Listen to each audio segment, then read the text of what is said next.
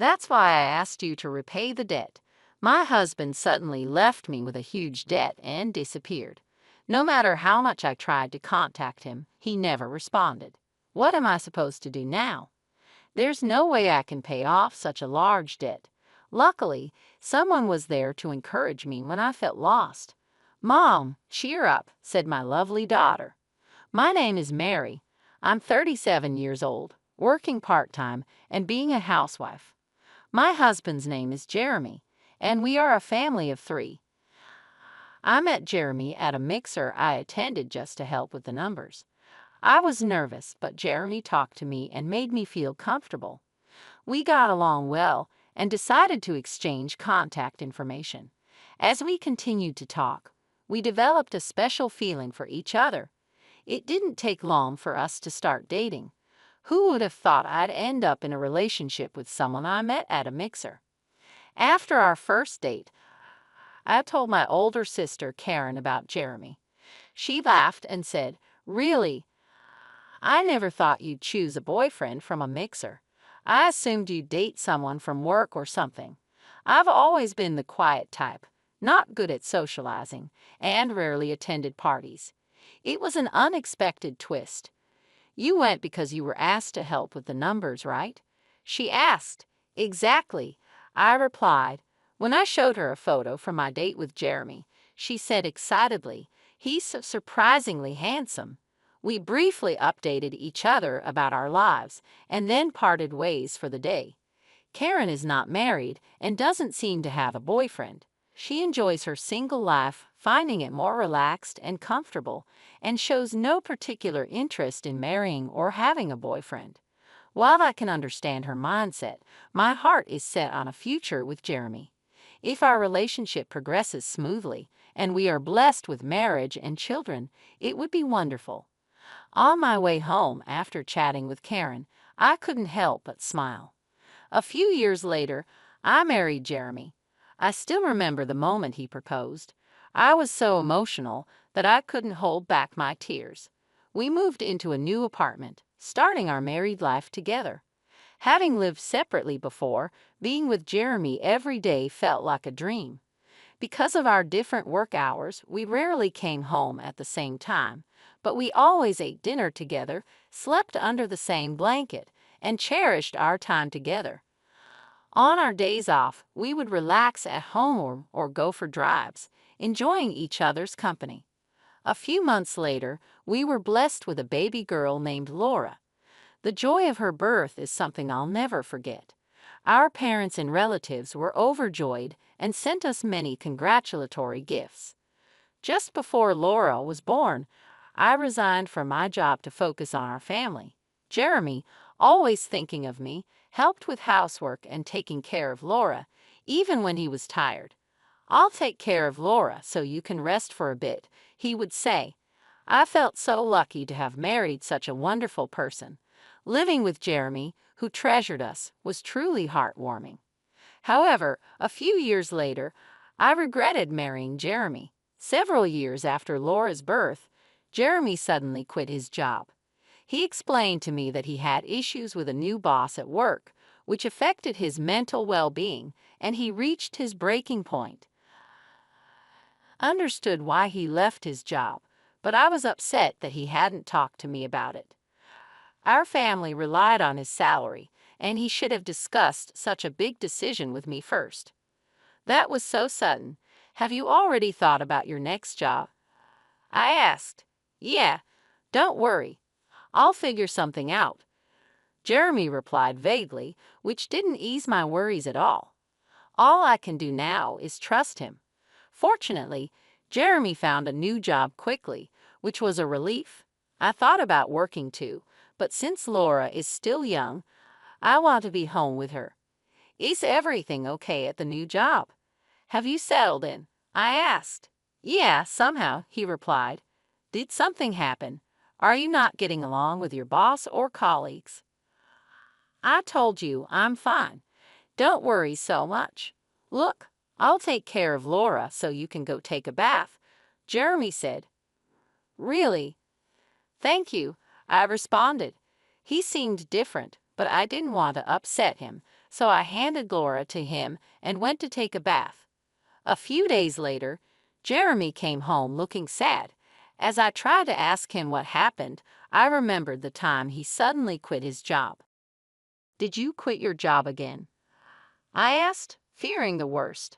"Yeah, I did. I just couldn't get along with the people there. I couldn't stand being bossed around by someone much younger than me," he said. "I see, but we'll get through this. We'll find another job. I'll help in any way I can," I reassured him. Suddenly, Jeremy's expression changed, and he raised his voice.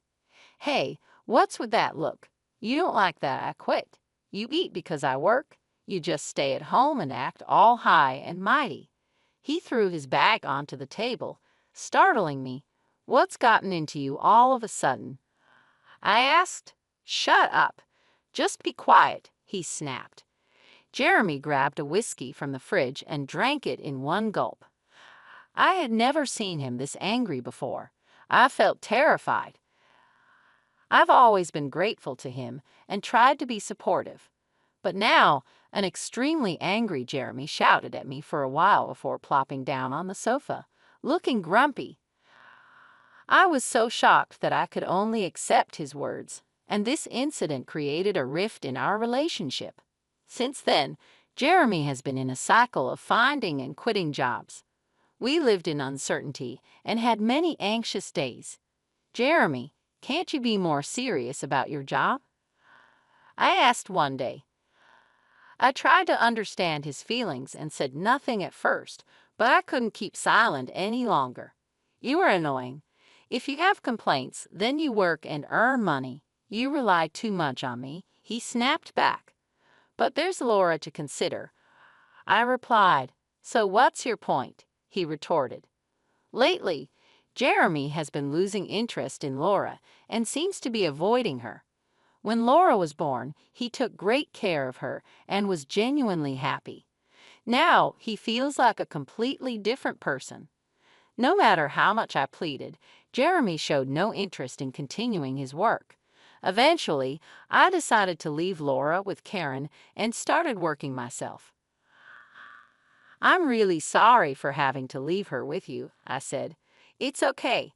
Laura and I will wait together," Karen reassured me. Laura had just started kindergarten, so I wasn't too worried about leaving her. I trusted Karen, and Laura was very mature and calm for her age. She even liked reading newspapers and could write long sentences. She was quiet and composed, which made me worry if she'd make friends in kindergarten. But she did, and she enjoyed her time there. Seeing her happy made me feel better about working. I found a job faster than expected and started working full-time. The pay was better than I thought, so even with Jeremy not working, we could manage. The work environment was pleasant, and I enjoyed my busy days. A few years later, Jeremy finally found a stable job. It seemed he had found a place he liked.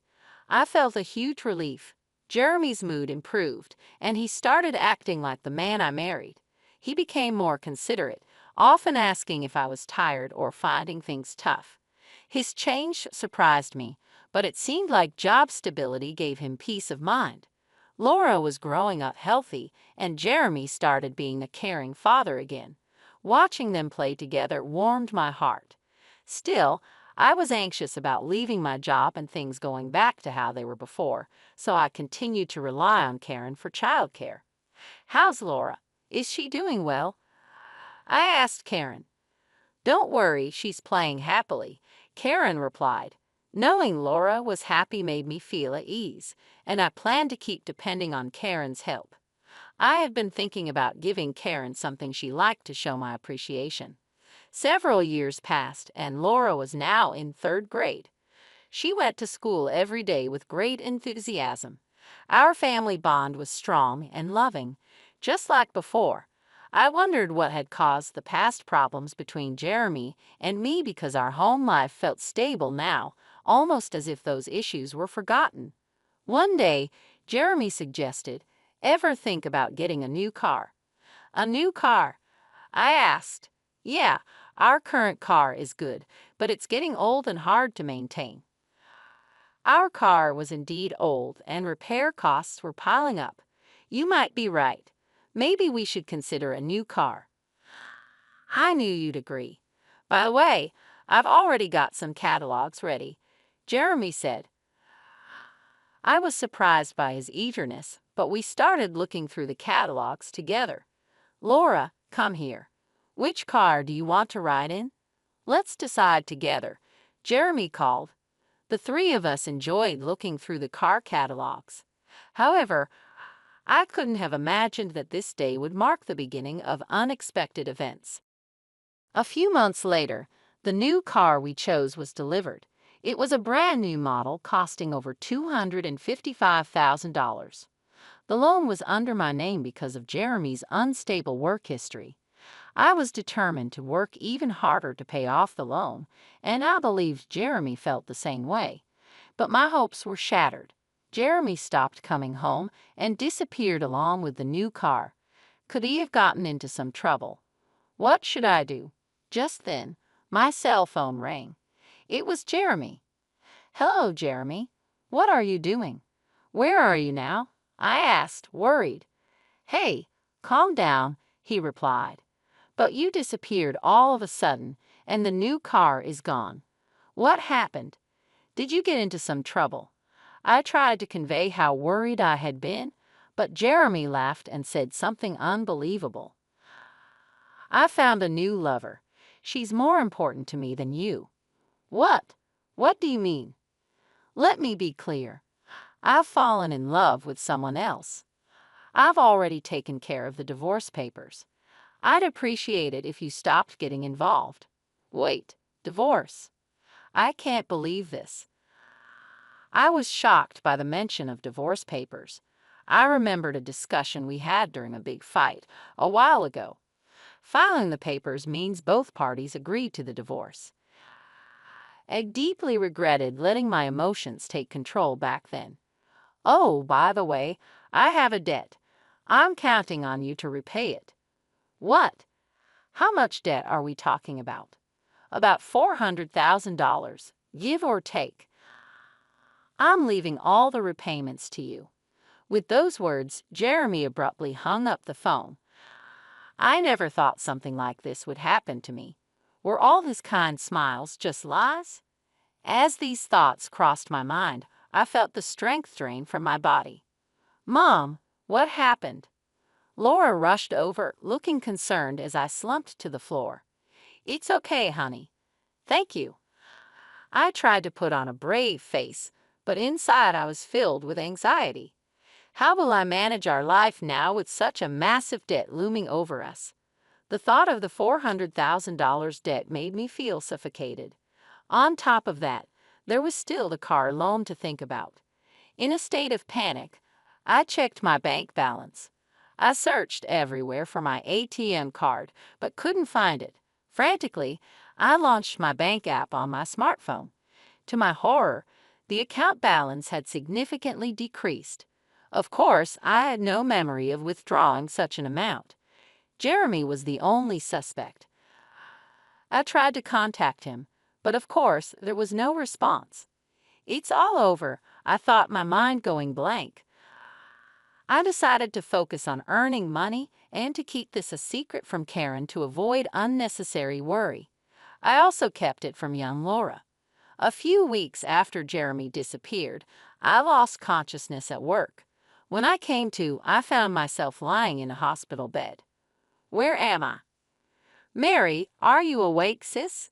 Karen entered the room with a shaken expression, and Laura was standing beside her. It seemed I had fainted due to extreme stress. The doctor told me I needed to stay in the hospital for several days for detailed tests. Hospitalized. What should I do? After you're discharged, let's talk about Jeremy, Karen said. Laura told me everything. Laura told you. I was surprised. Did you know? Actually, I overheard Dad's phone call. Laura said. I was shocked that Laura knew the truth. When it was time for my discharge, I felt down, worried that Karen might scold me for letting Laura find out. The next day, various tests were conducted, and the results showed that my poor health was due to cancer. Fortunately, it was still in the early stages, and there was hope for recovery through surgery. The surgery went well, but returning to work immediately seemed impossible. I had no savings, and medical bills were piling up. During these challenging times, Karen and Laura became my pillars of support. When Laura explained the situation with Jeremy and my health to Karen, she was even more furious than I had expected. Karen tried to locate Jeremy to make him repay the debt and medical bills, but his whereabouts remained unknown. We don't have any leads on Jeremy's current location. What do we do? I asked. Karen had a suggestion. The car that's under your name, Jeremy has it, right? How about we try to get it back? Is that really possible? I asked, surprised. Karen shared more information. Actually, I found out where Jeremy is currently working. He's working for a different company inside the building where I work. Though I usually work remotely, I've seen him there. Then let's go to Jeremy's place right away, I said, eager to confront him. If we didn't take action soon, he might disappear again. Karen stopped me. Don't rush. We need a solid plan, not just a hasty approach. Laura and I have come up with a good idea. That's right, a plan, Laura said, smiling. I couldn't grasp the implications behind their demeanor. Watching them silently, Laura beamed and reassured me, saying, "Don't worry. Everything's set up." I didn't know the specifics, but everything became clear a month later. While at Karen's house, there was a sudden incoming call. Checking the caller ID, it was Jeremy. Initially ignored the call, but it kept coming in repeatedly. Something must have happened. Gathering my courage, I answered. Jeremy pleaded in a frantic voice. "Hey, help me out, please." "What?" "I'll explain everything later. Just get here now. I'm about to be arrested." Jeremy shared his location and quickly ended the call. Having overheard the conversation, Karen and Laura finally revealed the turn of events. Actually, we reported the car as stolen. It was Laura's idea, Karen said. Impressive, right? Laura blushed and looked down. Filled with gratitude, I thanked them and hurried to the place where Jeremy was waiting. The park he specified was surprisingly close to my home. There were police officers gathered around Jeremy, who seemed to be interrogated about something. We hurriedly approached him. First, we explained the situation to the police officers and had them leave. Afterward, Jeremy ushered us into his car and began narrating the events that led to this. A confident-looking woman sat boldly in the passenger seat, her legs crossed, staring at us with a cold gaze. "Thanks for coming, but why did the police come to me?" Jeremy asked, seemingly oblivious to the seriousness of the situation. "Because I reported the car as stolen. After all, that car is mine," I explained. "What? We're divorced, so we have no current ties." Reporting it stolen was the natural course of action. You probably never expected to be reported for car theft. Laura continued the conversation with Jeremy, who was visibly shaken. "Dad, why did you leave us behind? Why won't you pay back the money yourself? Explain." Jeremy let out a sigh and looked at us with an exasperated expression, but remained silent. "If you're just going to remain silent, I'll report it to the police. Do you realize that using my name without permission is a crime?" Hearing this, Jeremy began to talk bit by bit. He mentioned his mistress, Pamela. Apparently, she had recently joined the company where Jeremy worked. They connected during a company welcome party, which developed into a romantic relationship. Shockingly, about 5 months ago, he found out she was pregnant. Looking at Pamela's stomach, it was evident that she was expecting. "So you chose her over us and left," I said. "That's a harsh way to put it, isn't it?" Jeremy replied. "But the fact remains, you left, right?" Karen suddenly interjected. Jeremy seemed taken aback, but Karen ignored his surprised expression and continued her line of questioning. She began to lash out at Jeremy, criticizing his past actions. She pointed out his irresponsible behavior towards the family, his constant job changes, and his quick temper, which often resulted in him raising his voice in anger. Jeremy, deep in thought, or perhaps just tuning her out, bowed his head and remained silent. Pamela's face showed clear irritation at this. She pressed him about the reason for the $400,000 debt, but he stayed mute. Unable to hold back any longer, Pamela revealed a shocking truth. He borrowed money in his wife's name to buy me luxury-branded items. I was really lucky. A debt of $400,000 due to gifts for Pamela? What on earth did he buy?